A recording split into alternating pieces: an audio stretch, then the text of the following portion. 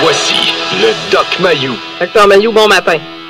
Catherine, Raphaël et Serge, je Bon vous matin, écoutais avec beaucoup d'attention Oui? et beaucoup d'interrogations. Ah oui?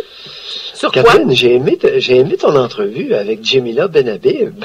Ah oui? À un moment donné, elle voulait chirer sur Trump. Tu l'as un petit peu ramené à l'autre. Tu sais, Non, mais- Trump, là, oui. Oui. Parle-nous un peu des tarés, là. Tu sais, vas-y pas trop fort sur Trump. C'est loin d'être le pire. Ouais, ben, non, mais en fait, J'ai aimé ça, oui, disons. Tu mais m'as j'ai fait pas utilisé plaisir. le terme taré, là. Ça, c'est votre terme, par exemple, mais en effet, il faut parler de... Les monarques, ben là, appelons un chien, quand ça a une queue, puis ça jappe, et puis que ça a du poil, ça a des dents, ça a des crocs, on appelle ça un chien. Oui. OK. Non, il y a des mots de cette limite. Les monarques saoudiens. Ben, je me trouvais, je sortais mes grands mots intellectuels. Docteur Mayou, pour Non, une c'était fois- bien, oui, Bon, c'était bien. C'était habile. bien, puis écoute, Jimmy, là, entre nous deux, là, on le dira pas à Raphaël, mais elle ménage bien ses choux et ses chèvres. Ah oui, pourquoi? Écoute, ben oui, lorsque tu lui as posé la question sur la Syrienne évoluée, C'est moi qui ai posé la question, par exemple? Oui. Lorsque tu lui as posé la question, Oui. as-tu entendu sa réponse? Oui. Hey, elle a ménagé ses choux et ses chèvres solides. Parce qu'on Y faisait... a-tu quelqu'un qui sait pas ce qui se passe en Syrie avec tous les Syriens qui se sauvent comme des lapins? Ouais, ben, en fait, c'est parce que je faisais référence à... Maudit que c'est gênant. Ben, là, qu'est-ce qui est gênant? Parce que je veux juste remettre les gens en contexte. Sa réponse. OK, sa réponse. Sa réponse est vraiment embarrassante. Parce que je la remets en... Oui, donnez-moi juste 30 secondes, Dr. Mayou. excuse-moi. Oui, C'est parce que oui. Férouz Nayouf a donné une entrevue à Robert hier. Elle était dans le Nouvelliste. C'est une femme originaire de la Syrie qui est à Trois-Rivières depuis un an et elle dressait le portrait. Elle disait, entre autres, en Syrie, la Syrie est un pays progressiste. Les femmes avaient des droits. Et là, c'est pour ça que j'ai dit à Mme Benhabib, est-ce que vous êtes d'accord avec ça? Et sa réponse, elle a patiné un petit peu. Elle a patiné? Oui. Écoute, elle a gardé tous les choux du jardin, puis toutes les chèvres qui veulent bouffer les choux. Non, mais, hey, sacrement. Je vais me faire sacrer à matin. Ouais, mais- Je vais faire une Mariana Mazza de mon moi-même. Ben justement, parlons-en. Arrivons-y, j'ai hâte. Oui, exactement. Je veux vous faire entendre, parce que ce matin, on a fait entendre le bout plus vulgaire de Mariana Mazza, mais il y a eu un bout plus touchant également. Je vous fais entendre l'extrait suivant. J'ai un de bagage culturel. Vraiment, là, j'en ai un gros.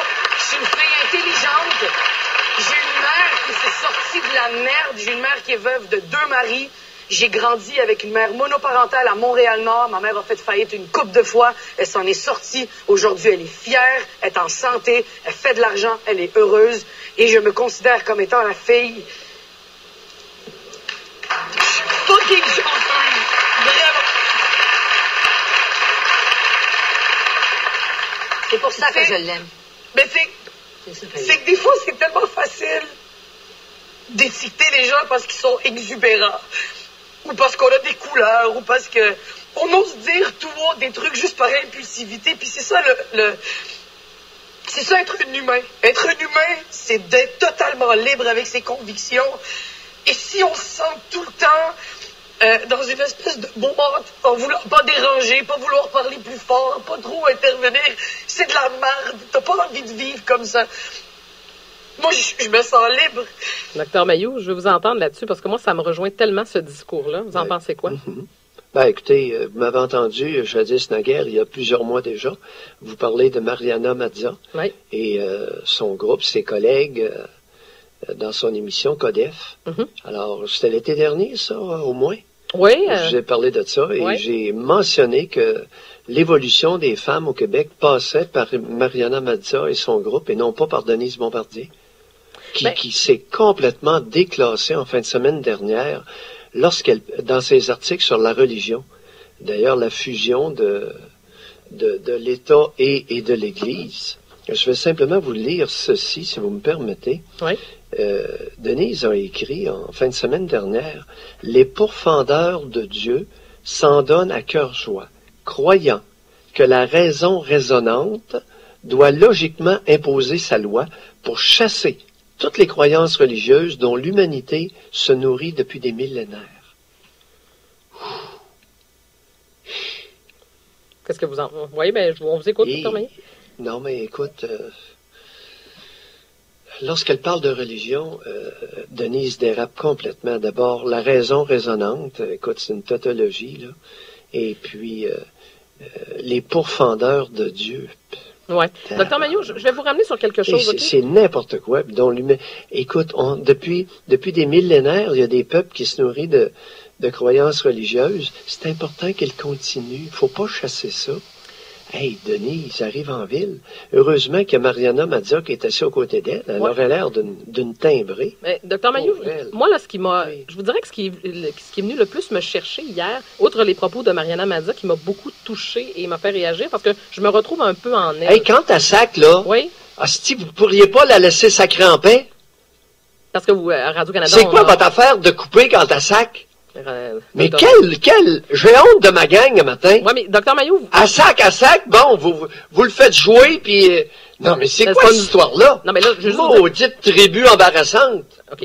Laissez-moi juste compléter l'information. En passant, c'est pas nous là, qui avons bipé Mariana Mazza. C'était ça hier à Radio-Canada. On a enlevé. On ne faisait pas entendre ces sacs. On comprenait très bien qu'elle sacrait. Là. Mais Docteur Mailloux, le point est le suivant. À chaque fois que dans l'émission qu'il y a quelqu'un, et on ne le fait pas si souvent, mais des fois, vous sacrez en ondes. Et à chaque fois, je reçois une plainte. À chaque fois qu'il y a quelqu'un qui m'envoie, bon, Docteur Mailloux ne devrait pas sacrer. Ça dérange encore au Québec, le sac. Et pourtant, Dieu sait qu'on l'utilise. Moi, je vais être obligée de vous dire, dans la vie de tous les jours, puis je sais que peut-être je vais déplaire à des gens, je sac énormément.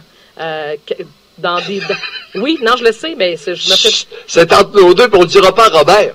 Parce que Robert, il n'aime pas ça. Non, mais c'est vrai que ça dérange. Un personnage comme Mariana Mazza, ça suffit au Québec. Faudrait pas qu'il y en ait 4-5, là, dans... Ouais. Non, 4-5 comme elle, ça se peut pas, a dit Robert. Ouais, mais au-delà de ça... Oui, mais des Robert, il y en a plein qui nous entourent. Oh, mais je dis Robert. Robert a le droit à son opinion là-dessus. Lui, il trouve ça dérangeant. Non, il n'a pas le droit d'empêcher le monde de parler. Non, et l'histoire de couper les sacs de Mariana Mazza à Radio-Can, là, ça fait qu'à Cannes, pas à peu près. Mais je nous trouve hypocrite, Docteur Mailloux. Et je me souviens d'une émission qu'Isabelle Maréchal avait fait sur nos ondes sur les sacs. Et Isabelle Maréchal admettait qu'elle sacrait dans la vie. Arrêtons de faire à croire qu'au Québec, les femmes ne sacrent pas. Je vous dis pas que ça a toujours de la classe. Mais Mariana Mazza, hier, quand elle disait, au lieu de dire je m'en fous, ça me dérange pas, puis là, je vais sacrer pour le besoin de la chose. Je m'en calisse, là.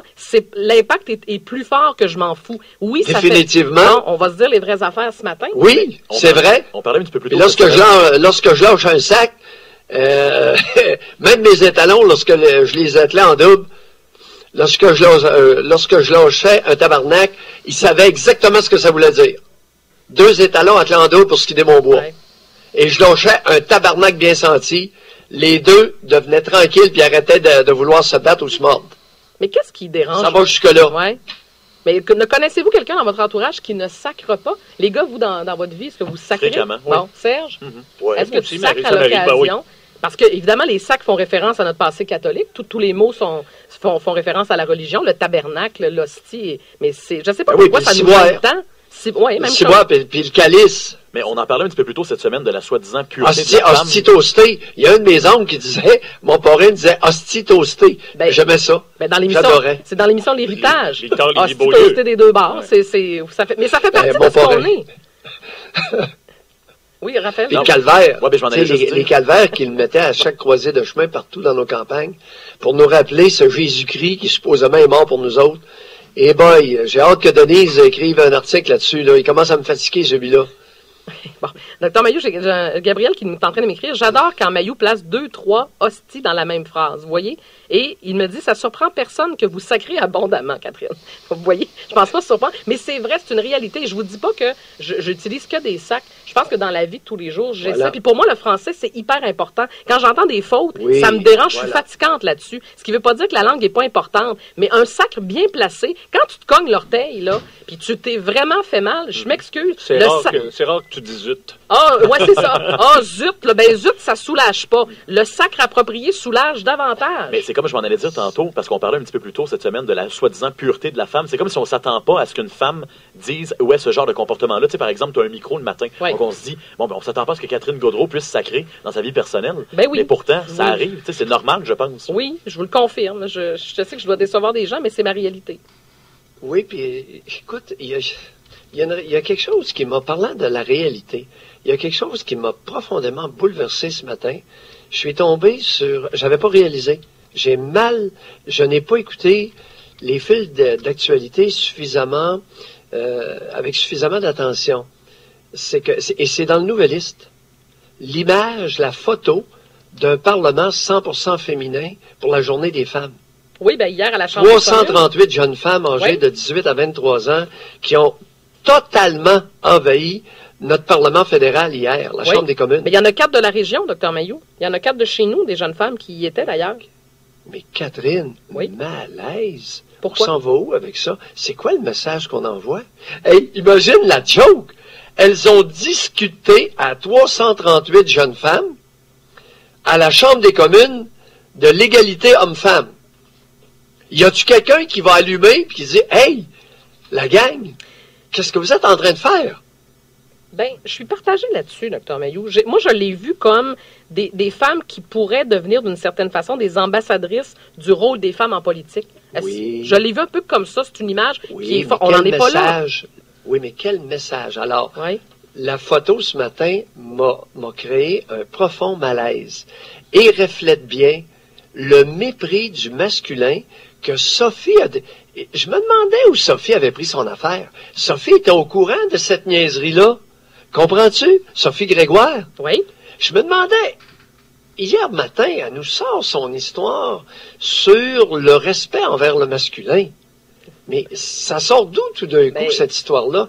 Je n'ai compris que ce matin, à quoi elle avait réagi. Ouais, elle n'était pas pour dire, êtes-vous stupide? Non, Imaginez le message que vous lancez aux jeunes hommes. Un Parlement 100% féminin. Écoute, c'est très clair que lorsque la société sera féminisée mur à mur, nous serons une société arriérée, inférieure.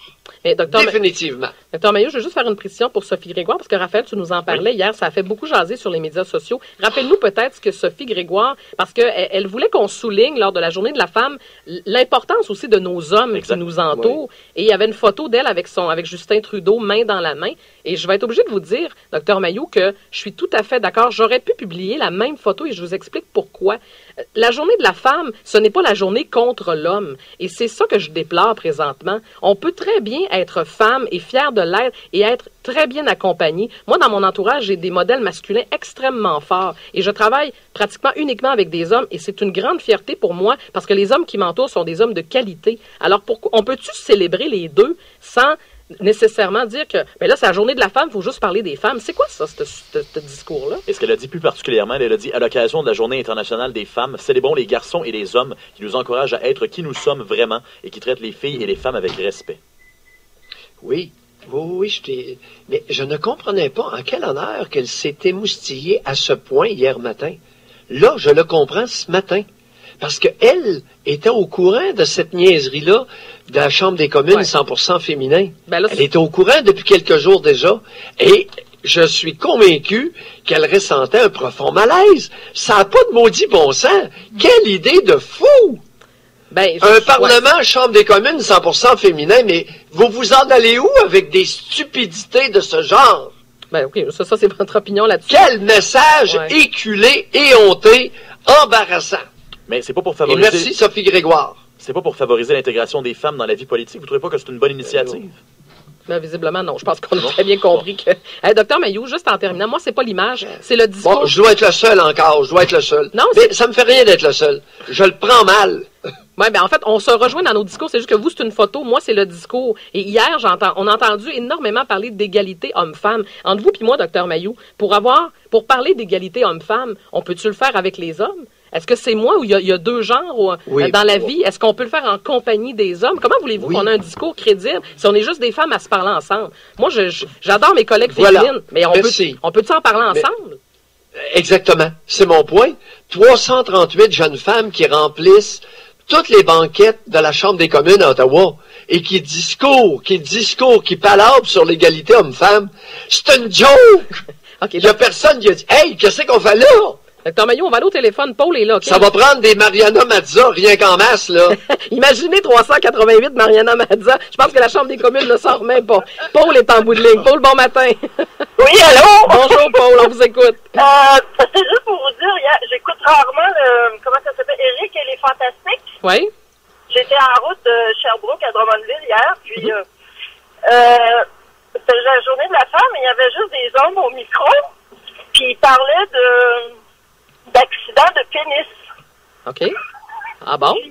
Je veux dire, c'était tellement drôle. Les hommes étaient tellement drôles. Ils étaient tellement des vrais gars. C'était tellement le fun à entendre.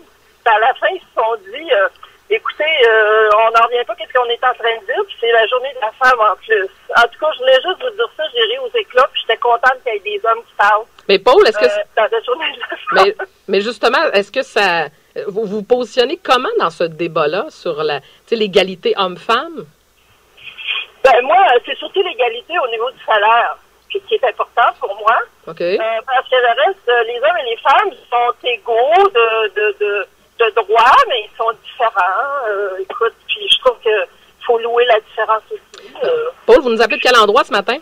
Drummondville. Un gros merci, Paul. Au revoir. Merci, bonne journée. Il y a Lise qui nous écrit, elle revient sur les sacs. Elle dit, moi aussi, je sacre et pas mal. Suite à la demande des miens, j'ai déjà essayé de remplacer par sac à papier, mais ça ne fonctionne pas.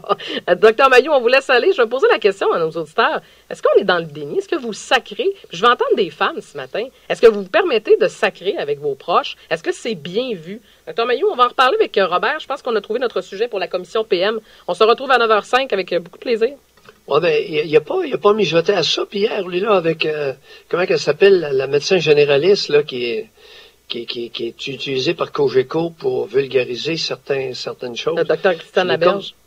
Oui, c'est ça, Christiane Laberge. Il a comme un peu gossé avec elle, puis elle s'est permis de passer des commentaires sur votre humble serviteur, alors. Oui, je le sais, je l'ai entendu. On rige le droit de réplique. Vous aurez le droit de réplique dans la commission. À plus tard, Dr Mailloux, 7h30. Bye. C'est vrai, je l'avais oublié, ça. C'est vrai qu'elle a écorché le Dr Mailloux. On va en reparler tout à l'heure.